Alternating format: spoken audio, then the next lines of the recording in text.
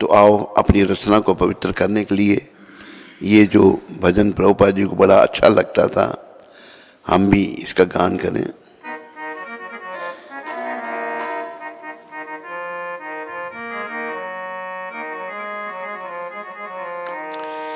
जय राधा माधवा कुंज बिहारी,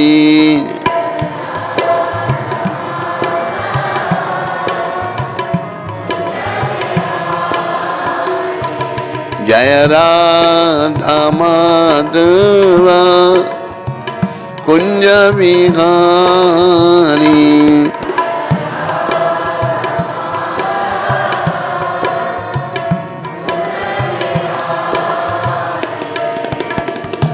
गोपीजन बल्लभा गिरिवरधारी,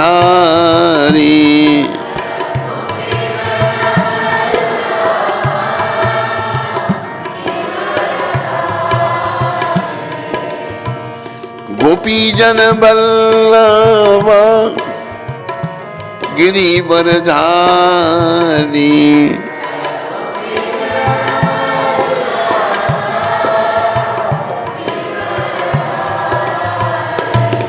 जय राधा माधवा कुंज बिहारी,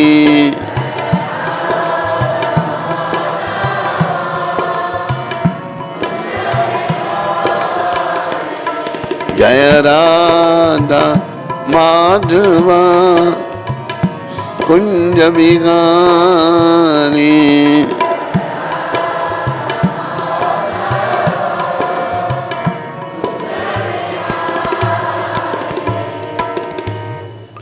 जय ओम विष्णुपाद परमहंस परिव्राजकाचार्य स्तोत्र सचरी श्रीमशिला भक्ति वेदांत गोस्वामी महाराज शिल प्रभुपाद की जय। जय ओम विष्णुपाद परमहंस परिव्राजकाचार्य अष्टोत्र सचरी श्रीमशिला भक्ति सिद्धांत सचदेव ठाकुर महाराज प्रभुपाद की जय। इस्कॉन बीबीटी संस्थापक आचार्य कृष्ण कृपा में शिला प्रभुपाद की जय। अनंत कोटि वैष्णविंद की जय। नामाचार्य श्री अद्वैत ठाकुर की जय। प्रेम से कहो श्री कृष्ण चैतन्य प्रभु नित्यानंद श्री अद्वैत गदाधर श्रीवासदि गौर भक्तविंद की जय। श्री श्री गौर राधा कृष्ण गो गोपीनाथ श्याम कुंड राधा कुंड गिरी गोवर्धन की जय। श्री श्री वृंदावन मथुरा धाम की जय। श्री श्री नवदीप द्वारका धाम की जय। श्री धाम मायापुर धाम की जय। श्री श्री यमुना मई गंगमई की जय। श्री श्री तुलसी देवी भक्ति देवी की जय। श्री श्री सामवेद भक्त वृंद की जय। श्री श्री युग धर्म हरिनाम संकीर्तन की जय। संकीर्तन यज्ञ की जय। हमारे प्यारे गुरुदेव पूरी दुनिया में हरि नाम का सनातन धर्म का प्रचार करने वाले अति दयालु परम कृपालु पतित पावन शिला प्रभुपाद की। बोलो ग्रंथराज श्रीमद् भागवत महापुराण की जय। बोलो भगवान वेद व्यास की। बोलो श्री सुखदेव गोस्वामी महाराज की। बोलो परीक्षित महाराज की। बोलो पतित पावन शिला प्रभुपाद की। निताय गौर प्रेमानंदी भागवत। निताय गौर प्रेमानंदी भागवत। सब भक्तों की जय जयकार हो। सब भक्तों की जय जयकार हो। गुरु और गौरांग की जय जयकार हो। अरे वो बड़े बच्चे कहाँ चले गए अभी?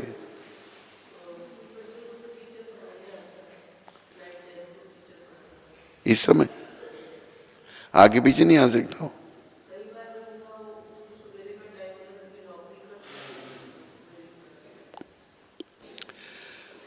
तो जैसे कि भागवत में कहा है, नष्ट प्रायेषु भद्रेषु नित्यम भागवत सेवया भगवती उत्तम श्लोके भक्तिर्भवती नेष्ठ की।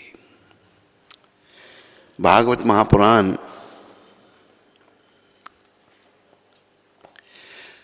भागवत की कक्षाओं में नियमित उपस्थित रहने तथा शुद्ध भक्त की सेवा करने से हृदय के सारे दुख लगभग पूर्णतः विनष्ट हो जाते हैं और उन पुण्य श्लोक भगवान में अटल प्रेमा भक्ति स्थापित हो जाती है जिनकी प्रशंसा दिव्य गीतों से की जाती है। तो भागवत आ रहा है, पहले कंठों से कर रहे थे हम। हाँ, तो भागवत जो है इसकी रचना, सारे ग्रंथों की रचना भगवान वेद व्यास ने की। भगवान वेद व्यास सारे ग्रंथ लिखे उन्होंने। भगवान वेद व्यास शक्तवेशावतार हैं और उनके गुरु नारद जी हैं। जितने भी अवतार हुए सब ने अपने गुरु बनाए।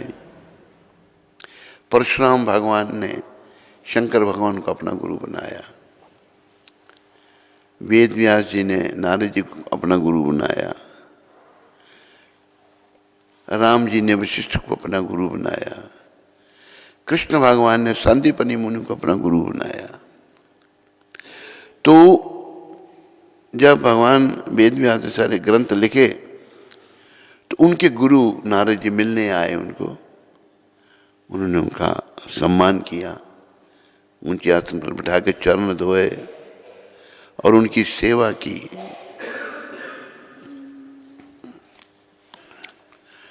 और गुरु जी से पूछा, यहीं पर थे हम, गुरु जी से पूछा, गुरुदेव मैंने सारे ग्रंथ लिखे, क्योंकि देखो पहले ऐसा था कि शिष्य ने गुरु से सुना, कंठस्थ हो जाता था सुनकर। कलयुग में नहीं, बाकी युगों में। तो कलयुग में कल मैंने क्या खाया था मुझे कोई पूछेगा तो मुझे याद नहीं है, भूल जाते हैं। तो कैसे कल्याण होगा? तो भगवान के अवतार, शक्तिवेश अवतार व्यासदेव भगवान ने सारे ग्रंथ लिखे, पढ़कर भी हमें याद नहीं होता। कलयुग के लोगों की हमारी हालत ऐसी है। तो सारे ग्रंथ लिखने के बाद जब उन्होंने अपने गुरु जी से बात की कि मैंने सारे ग्रंथ लिखे लेकिन मैं संतुष्ट नहीं हूं, तो तब वेद व्यास जी को नारद जी ने कहा कि आपने बड़ा महान कार्य किया लेकिन कहीं भी भगवान की लीलाओं का वर्णन नहीं किया।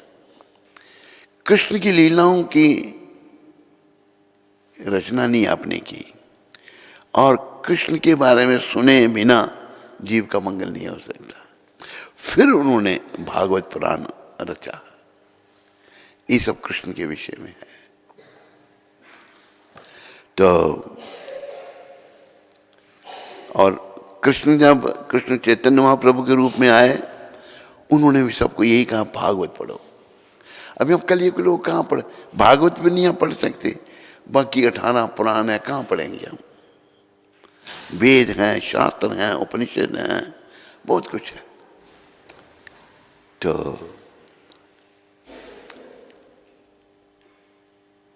भागवत में भगवान के विषय में है और भगवान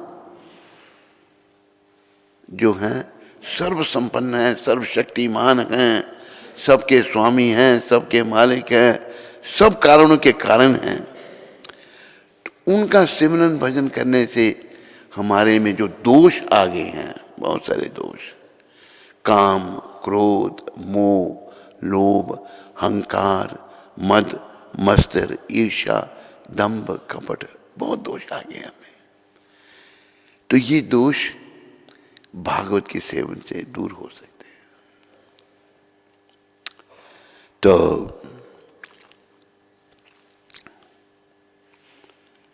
हमें ध्यान रखना है कि भागवत का श्रवण रोज करें, नित्य। अब जैसे भोजन रोज करते हैं, कितना भी काम होगा, कभी ऐसा हुआ कि हमने भोजन नहीं किया? कभी ऐसा हुआ? भोजन जरूर करते हैं। लेकिन भोजन करें या ना करें पर भजन जरूर होना चाहिए, भागवत का सेवन जरूर होना चाहिए।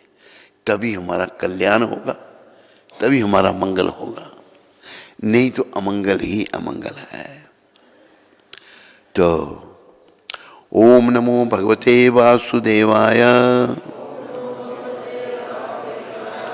ओम नमो भगवते वासुदेवाय, ओम नमो भगवते वासुदेवाय, ओम नमो भगवते वासुदेवाय। श्लोक जो है, श्लोक संख्या 7 है, पहला स्कंद है और दूसरा अध्याय।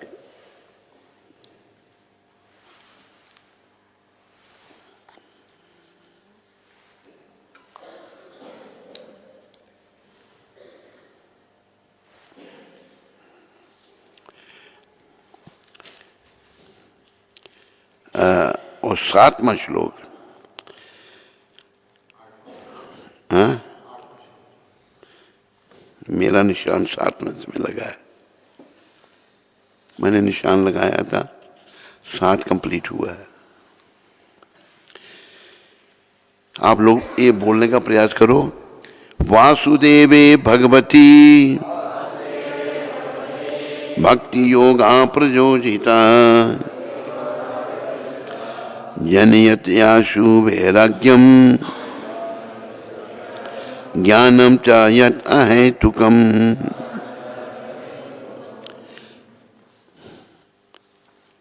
वासुदेवे कृष्ण के प्रति, भगवती भगवान के प्रति, भक्ति योगा भक्ति संबंध, प्रयोजिता वयावहत जनयति उत्पन्न करता है, आशु तुरंत ही, वैराग्य वैराग्य विरक्ति, ज्ञानम ज्ञान, चा तथा यत जो, अहेतुकम अकारण। अनुवाद बोलो, भगवान श्री कृष्ण की भक्ति करने से मनुष्य तुरंत ही अहेतुक ज्ञान तथा संसार से वैराग्य प्राप्त कर लेता है। अभी देखो कि एक बात विचारने की ध्यान में आई, पहले भी ये बात कही गई है, शायद 1-2 दिन पहले ही कही थी। एक बहुत बड़े सेठ ने सुना था कि भागवत से जैसे यहाँ वर्णन आ रहा है, भक्ति करने से मनुष्य तुरंत ही भक्ति जागृत हो जाती है और उससे अहेतुक ज्ञान प्राप्त होता है, संसार से वैराग उत्पन्न हो जाता है। तो सेठ ने भागवत सुना, किसी को बुलाकर जो कथावाचक से बड़ा आयोजन किया। भाग कथा के बाद सेठ को कोई लाभ नहीं हुआ। तो जहां सेठ रहते थे वहां जंगल में एक संत रहते थे। पहले संत महात्मा प्राय जंगलों में रहते थे, शहरी वातावरण अच्छा नहीं, वहां उसमें रहकर अपना भजन करते थे। तो उनके पास गए, उन्होंने पूछा, महाराज मैंने भागवत सुना और ये सुना था कि भागवत सुनने से भक्ति मिलेगी, विरक्ति आएगी, लेकिन मेरे में कोई परिवर्तन नहीं आया। कि तेरे प्रश्न का उत्तर हम कर देंगे, तुम जिससे भागवत सुना था दोनों तुम आना। कथावाचक को लेकर सेठ आया महात्मा जी के पास। तो महात्मा जी ने क्या किया कि दोनों को रस्सों से बांध दिया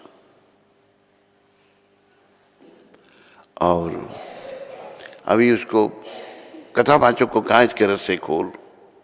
कहते महाराज कैसे खोलूं, मैं तो बंधा हुआ हूं। तो कहते सेठ को यही तेरे प्रश्न का उत्तर है। जब ये खुद बंधन में है तो तेरे बंधन को कैसे काट सकता है? अभी देखो, इसका प्रमाण ये है, प्रभुपाद बंधन मुक्त थे। इन्होंने जब भागवत की कथा की, सारी दुनिया में लोगों ने भागवत को अंगीकार कर लिया। कथावाचक बहुत हैं जिनके कथाओं में लाखों लोग आते हैं, लेकिन भक्त कितने बनते हैं? एक भी नहीं। एक थे बहुत बड़े कथावाचक, ये 83 की बात है, 1983 की। उनका नाम था डोंगरे महाराज। उनकी कथा में 50,000 1,00,000 लोग आते थे सुनने के लिए। एक रिटायर सेक्रेटरी थे यूपी के, इस कान में तो हमारे साथ बड़ा प्रेम था उनका, वही वृंदावन थे। तो वो मुझे कहते हैं, चलो महाराज आपको मैं डोंगरे जी से मिलाता हूँ। मैंने कहा कि ये कथावाचक कहते कि नहीं नहीं महाराज, जो मेरा अच्छा संपर्क है, चलो। उस सेक्रेटरी के कहने पर, सेक्रेटरी का सरनेम था सेठ। जानते थे उस सेठ को? नहीं। तो मैंने कुछ प्रभुपाद जी की पुस्तकें ली, फोटो वगैरह लिया डोंगरे जी को प्रेजेंट करने के लिए। तो वो जो फोटो और पुस्तकें, एक लक्ष्मण नाम का भक्त था, इटली का गोरा, वो उठा के मेरे साथ गया। जब हम गए डोंगरे जी के कमरे में, तो उसने देखा गोरा, उसको पास नहीं आने दे, दूर चलो। वो भी सेक्रेटरी भी देख रहा, मैंने देखा, मतलब वो अछूत है। कौन? इटली का गोरा भक्त जो घर बार छोड़ के भक्ति कर रहा है, तो ऐसे दिख रहा। फिर वो कहते, महाराज ने मुझे बड़ा दुख हुआ, भागवत कर रहा है कथा, लेकिन भेदभाव कितना है, मन कितना मलिन है उसका, कोई परिवर्तन नहीं है। ऐसे कथा करती कोई लाभ नहीं। आजकल भागवत को लोगों ने तो पेट पालने का साधन बना रखा है, और ये बिल्कुल मना किया है। ये निकालो, ये श्लोक शास्त्र में मना है। जो व्यवसायी है, जो पेट पालने के लिए कथा करता है, वो ऐसे बताया है जैसे दूध है, दूध में सांप मुंह डाल दे और उस दूध को कोई पी ले तो क्या होगा? क्या होगा? मर जाएगा। बोलते क्यों नहीं? क्योंकि सांप का जहर घुल गया उस दूध में, दिख रहा है वो दूध। इसी प्रकार जो ये जो हमारे ग्रंथ हैं, ये अमृत है, दूध की तुलना, दूध भी अमृत है, गाय का दूध खासकर। तो ऐसे लोग के मुखों से भागवत की कथा होती है, जो लोग पेट पालने के लिए कर रहे हैं, तो वो ऐसा हो गया जैसे दूध में सांप ने मुंह डाल दिया। उसका अच्छा असर होने के बजाय बुरा असर हो। इसलिए लोग, कथाएं तो हो रही हैं, पर कितने लोग भक्त बन रहे हैं? भक्त बनाए केवल प्रभुपाद जी ने। कथा तो बड़ों ने सुनी, लाख लाख लोग, 50,000 लोग कथा सुन रहे हैं, लेकिन हृदय परिवर्तित किसी का नहीं हुआ। तो हमें जो है ये बात समझनी है, कथा निष्काम भाव से करनी है, निष्काम भाव से सुननी है। तो अगर मैं आपको एक घटना और सुनाऊं, हम कोई बड़े कथावाचक नहीं है, गुरु कृपा से जो सीखा है अपनी तोतली बोली में बोल देते हैं। एक बार हम इधर थे उत्तराखंड में, वहाँ एक शिष्य है रामेश्वर दास, उसने कथा करवाई। उसने कहाँ कथा करवाई? जहाँ पर पहले एक वृंदावन का कथावाचक कथा कर गया था, भागवत की। और कितने पैसे? एक दिन का 1,00,000 रुपया, 7 दिन के 7 लाख। तो वहाँ के लोगों ने, जो हल्द्वानी के लोगों ने बड़ी मुश्किल से 4 लाख इकट्ठे हुए। बोला हमारे 4 लाख ले लो, 3 लाख बाद में। कहते अनशन पे बैठ जाऊंगा जब तक पूरे पैसे नहीं दोगे। लोगों ने बड़ी मुश्किल से 7 लाख हाथ जोड़े उसको। वहीं पर वो बहुत बड़ा कथावाचक सब जगह घूमता है भी ब्रजवासी है। उसी और तब उस समय उत्तराखंड में सूखा पड़ा हुआ था। 5-6 साल से बारिश नहीं हो रही थी। केवल कई जगहों में ऐसा होता, बारिश नहीं होती। रामेश्वर दास ने हमारी कथा करवाई वहां पर। तो भागवत कथा में जब कृष्ण जन्म हुआ, उसी दिन 5-6 साल के बाद वहां पर बारिश हो गई। और जब हम कर रहे थे तो एक आदमी ने मुझे पत्र लिखा कि महाराज इधर सूखा पड़ रहा है, हालत खराब है उत्तराखंड की, बारिश नहीं हो रही, कुछ करो। क्या जैसे गुरु महाराज की कृपा से कथा की। और ये हिस्ट्री रामेश्वर जानता है, आज भी जानता है। आज वो हमारी कथा रख रहा है अप्रैल में, उधर ही मैंने कहा पता नहीं हल्दू चोट में रख रहा है या हल्द्वानी में रख रहा है, रामायण की कथा 9 दिन की नवापरायण। तो पैसे लेके भागवत करना नहीं मिला वो श्लोक। देखा तो तूने पहले भी दिया मेरे को। तो ये व्यवसाय बनाना महापाप। ना कथावाचक को पता है, ना सुनने वालों को पता है। आदमी कथा सुनते हैं, बड़ी अच्छी कथा हुई, कोई प्रभाव कुछ नहीं, परिवर्तन कुछ नहीं आया, क्योंकि वो जो कथावाचक हैं वो बंधन में पड़े हुए हैं। तो मैं उदाहरण गुरु महाराज का दे रहा हूँ आपको। ये बंधन मुक्त, इन्होंने भागवत लिखा, कथा की, दुनिया बदल गई। जब इनके मुखारबिंद से लोगों ने भागवत सुना, उनके जीवन परिवर्तित हो गए, लोग भक्त बन गए, लोग कृष्ण की शरण में आ गए। ये है भक्त का प्रभाव। तो हमें इस बात का ध्यान रखना है, निष्काम भाव बड़ा आवश्यक है।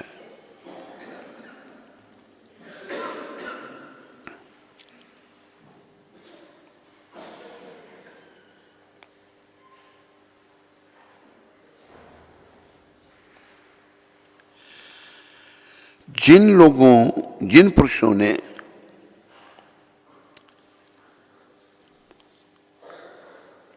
भगवान के श्री चरण कमलों की शरण ले रखी है, उन्हें किसी प्रकार का पारिश्रमिक लिए बिना ही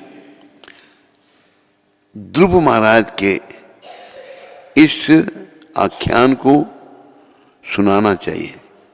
विशेष रूप से पूर्णमासी अमावस्या, द्वादशी श्रवण नक्षत्र के प्रकट होने पर, तिथिक्ष्य पर यह वायती पाठ के अवसर पर मास के अंत में या रविवार को यह आख्यान सुनाया जाए। इसे अनुकूल श्रोताओं के समक्ष सुनाए। इस प्रकार बिना किसी व्यावसायिक उद्देश्य के सुनाने पर वाचक तथा श्रोता दोनों सिद्ध हो जाते हैं।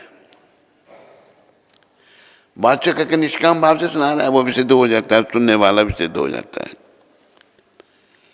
वृत्तिक वाचक अपने पेट की अग्नि को शांत करने के लिए धन की याचना कर सकते हैं, किंतु वे ना तो कोई आध्यात्मिक प्रगति कर सकते हैं, ना ही सिद्ध ही हो सकते हैं। कथावाचक में इतना पैसा चाहिए, उनकी कोई आध्यात्मिक प्रगति नहीं होगी, ना कोई सिद्धि होगी। इसलिए जीविका कमाने के लिए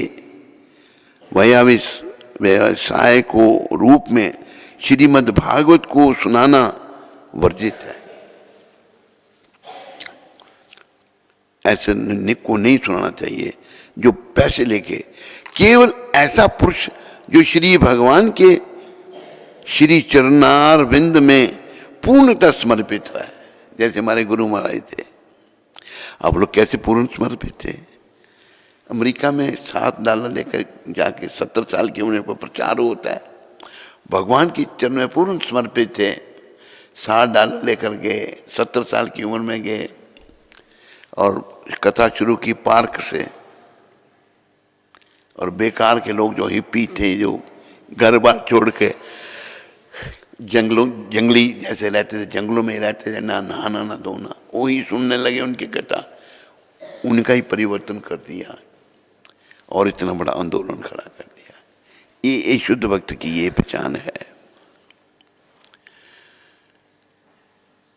श्रीमद् भागवत को सुनाना वर्जित है। केवल ऐसा पुरुष जो श्री भगवान के चरणार बिंद में पूर्णतः समर्पित है, अपने व्यक्तिगत या परिवार को पालने के लिए भगवान तथा भक्तों की लीलाओं के वर्णन से पूर्ण श्रीमद् भागवत का वाचन करके सिद्धि प्राप्त कर सकता है। यही विधि इस प्रकार है।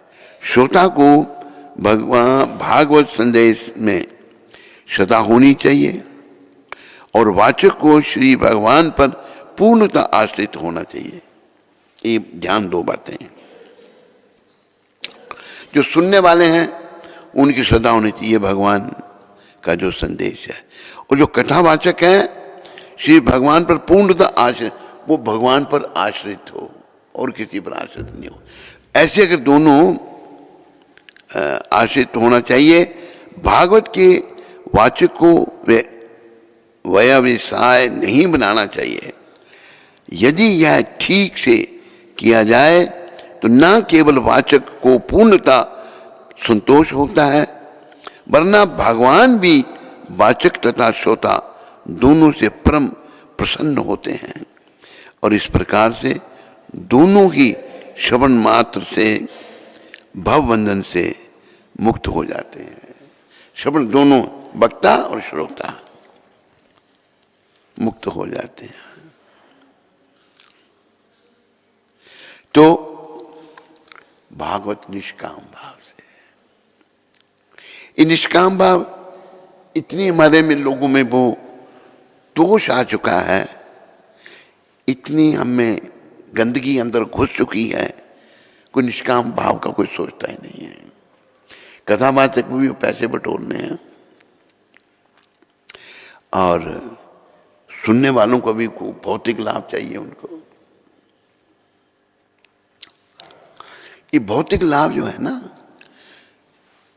ये याद रखो, जो हमारे प्रारब्ध में है वो मिलेगा, मिलेगा मुकद्दर का है ना प्रारब्ध। और भगवान से सवाए उनकी भक्ति को कुछ नहीं मांगना। वो भी प्रभुपाद जी ने समझाया है। एक पिता अपने छोटे से बच्चे को स्कूल में दाखिल कराने ले जा रहा है, तो दाखिल कराने से पहले उसको कुछ पढ़ने के लिए कायदा, या जो भी पहले कायदा होता था, अभी तो बदल गया है। हमने कायदा पढ़ा है, अल बे पे ते टे से जीम चे हे खे दाल दाल जाल, ये पढ़ा हमने। उर्दू पढ़ी हमने, दुर्भाग्य मुझे बिल्कुल अच्छी नहीं लगती थी। 5वीं तक उर्दू पढ़ी, फिर 5वीं में ही थोड़ी हिंदी शुरू की हमने। तो पिता उसको दुकान पर ले गया है, उसके लिए जो जो चाहिए उसको पट्टी, पहले हम पट्टी पर लिखते थे दस्तखत बनाने के लिए, पट्टियाँ भी ख़त्म कर दी। तुम पढ़ा पट्टी नहीं है, हमारे यहाँ पट्टी होती थी, कलम द्वाट होती थी, हम पट्टियों से लिखते थे।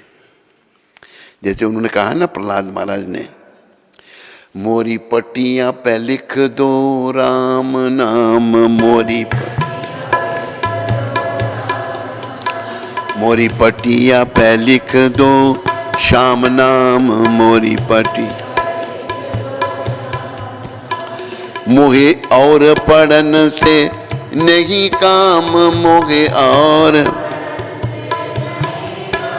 मोरी पटिया पे लिख दो राम नाम। भक्त शिरोमणि प्रहलाद महाराज भक्त प्रकट होते हैं। गुरु महाराज की जब माँ के पेट में थे, कयादू उनकी माँ थी, हिरण्यकशिपु की पत्नी, जब पेट में थे तो कयादू को, अभी राक्षस भी बड़ी तपस्या करते हैं दूसरों के विनाश के लिए, हिरण्यकशिपु तपस्या करने चला गया है, एक टांग पर खड़ा हो गया है। पीछे से कयादू गर्भवती थी, प्रहलाद महाराज पेट में थे, तो देवताओं ने कयादू को हरण कर लिया, ले जा रहे थे। कयादू माता जो प्रहलाद महाराज की माता, जब ले जा रहे थे आगे से नारद जी महाराज आ गए, नारायण नारायण करते हैं। कहाँ ले जा रहे इसको? कहते महाराज इसके पेट में राक्षस की संतान है, अभी ये जब बच्चे को जन्म देगी हम उसको मार देंगे।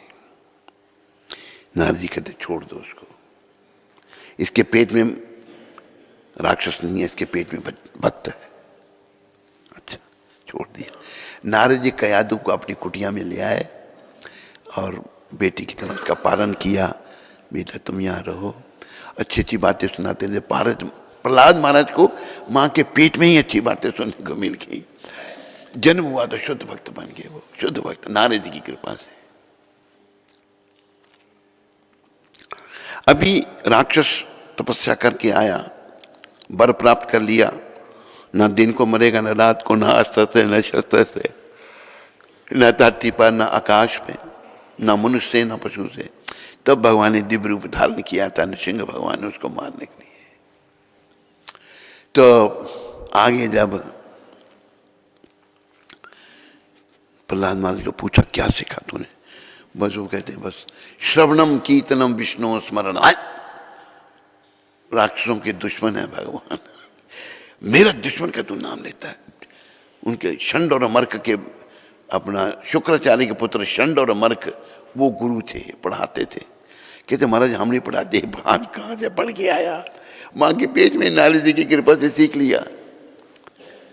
तो जन्म भी वहीं हुआ था इनका, नारद जी के संरक्षण में ही। तो बोले इसको ठीक करो, उसको बड़ा प्रयास किया। प्रहलाद जी महाराज भक्ति नहीं छोड़ रहे। 5 वर्ष का बालक कितना पक्का भक्त बन गया। प्रेरणा लेनी चाहिए हम सबको उनसे। आकर दुखी हो गया राक्षस, आधे ही मार दो उसको, मेरे शत्रु का नाम लेता है। मारने का प्रयास किया, लेकिन राखे कृष्णा मारे के, मारे कृष्णा राखे के, नहीं मार सका। आखिर वो राक्षस खुद मारना चाहता है। अभी प्रहलाद महाराज फिर भी नहीं डर रहे। जब आखिरी समय मारने लगा तो तब प्रहलाद महाराज अभी खड़े हैं, 5 वर्ष के बालक, तेरा भगवान कहाँ है? कि पिताजी आप में वही बोल रहा है, सर्वत्र है मेरा भगवान। क्या खंबे में है? हाँ इसमें भी है। जोर से गदा मारी खंबे को, वहीं से हमारे दिव्य भगवान नृसिंहदेव प्रकट हो गए। बोलो नृसिंहदेव भगवान की। नृसिंहदेव प्रकट हो गए और समय आ गया राक्षस का, बस पकड़ कर मार दिया उसको। जो जो वर ब्रह्मा जी ने दिए थे, ना मनुष्य ना पशु, भगवान ना मनुष्य ना पशु का नृसिंह, नर सिंह, नर और सिंह, अस्त्र न शस्त्र नाखनों से मारा भगवान ने। न धरती न काज अपनी गोदी में, न घर के भीतर न बाहर, दिल्ली उधर दिल्ली रखा, जिसे द्वाठन कहते हैं गुजराती, वहां रखे। इन डोगरी में डॉटन कहते हैं, बाकी दिल्ली अलग अलग भाषाएं। सब जो भी वर लिए थे उसने सब पूरे किए और हिरण्यकशिपु को मार दिया भगवान ने। तो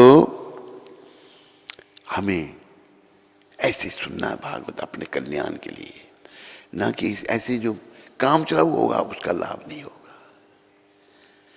हमें जैसा शास्त्र के अनुसार, जैसा खासकर प्रभुपाद सिखा रहे हैं, प्रभुपाद के अनुसार क्यों चलना है। फले ना परिचित, किसी बात का पता उसके परिणाम से लगता है। प्रभुपाद के कार्य का परिणाम देखो, आज कोई दुनिया का देश नहीं बचा जहां लोग भक्ति नहीं कर रहे।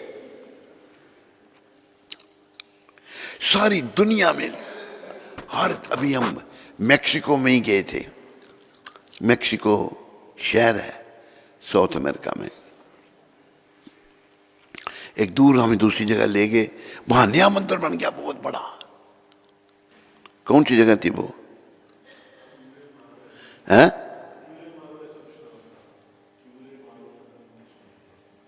जोर से बोलो, तूरे मारा है? वहां मंदिर है भगवान का। वो हमने वहां प्रवचन भी किया, वहां रहे हम। तो दुनिया में भगवान के मंदिर बन गए हैं, ये है। इसलिए प्रभुपाद जी को सुनो, इनके अनुसार चलो तो अपना जीवन सफल करो। बच्चे की बात मैं सुना रहा था, मांगने की बात। बच्चे को उसके पिता ले गए किताबों की दुकान पर। बच्चा बहुत कुछ देखता है, कहता मुझे ये चाहिए, मुझे ये चाहिए, मुझे ये चाहिए, सब कुछ चाहिए। उसको दुकान ही चाहिए, पूरी बच्चे हैं। बाप कहते चुप कर, जो तुम्हें चाहिए मुझे पता है। वो बच्चा अगर कहेगा पूरी दुकान ले दो मेरे को, तो ले देगा बाप। इसी प्रकार भगवान से मांगेंगे हमें दे दो 100 करोड़ रुपया, दे देंगे भगवान। या कहो जी आप मोदी के बाद मेरे को बना दो प्राइम मिनिस्टर, बनेंगे। भगवान जानते हैं क्या हमारे कर्म है, क्या हमें कुछ मिल सकता है। इसलिए इन बातों को समझो और आगे बढ़ो।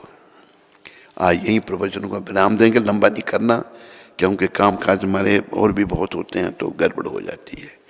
सबका धन्यवाद। कोई प्रश्न किसी को?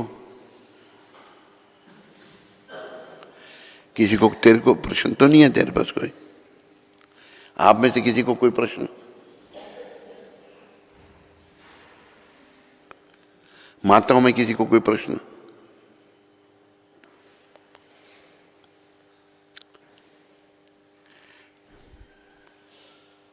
तेरे पास है कोई? नहीं, कोई नहीं।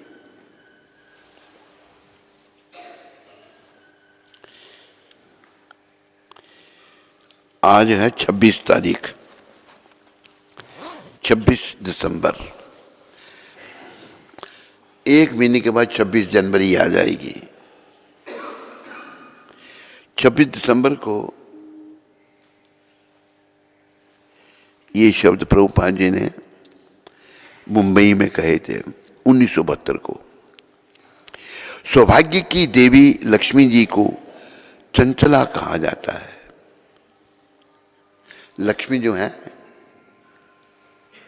ये लक्ष्मी माता, धन जो है लक्ष्मी माता के अधीन है।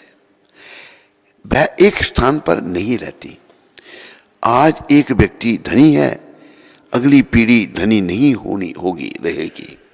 यदि आप वास्तव में धार्मिक हैं तो अपना धन इंद्रिय भोग में व्यर्थ ना गंवाएं, उसे श्री कृष्ण की सेवा में लगाएं। यदि आपके पास कुछ धन है तो उससे श्री कृष्ण के लिए अच्छा मंदिर बनवाएं, यह उचित उपयोग है।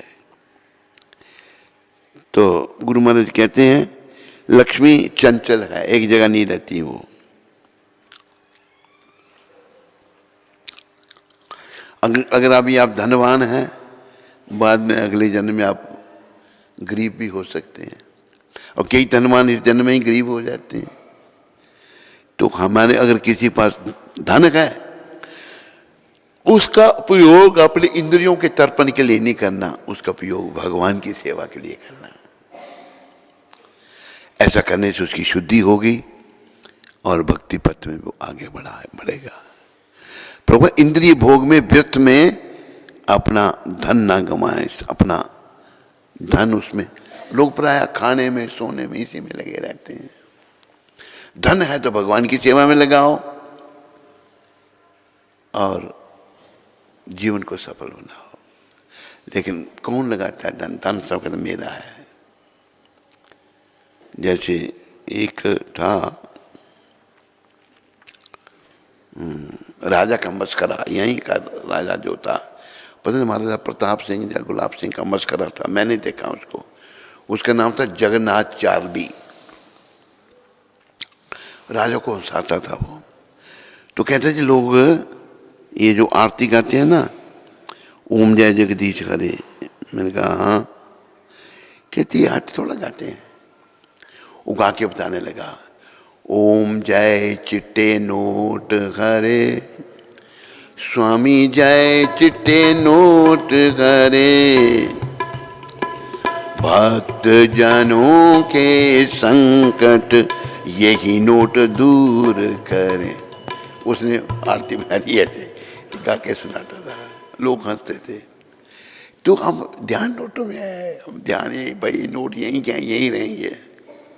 जो प्रारब्ध में मिलेगा, पर आपको मनुष्य नहीं मिला भगवान से मिलने के लिए, भगवान को मिलने का प्रयास करो। इन्हीं शब्दों के साथ आप सबका धन्यवाद। हरे कृष्ण। बोलो पतित पावन शिला प्रभुपाद की, बोलो प्रेमा भक्ति का प्रचार करने वाली शिला प्रभुपाद की। हरे कृष्ण।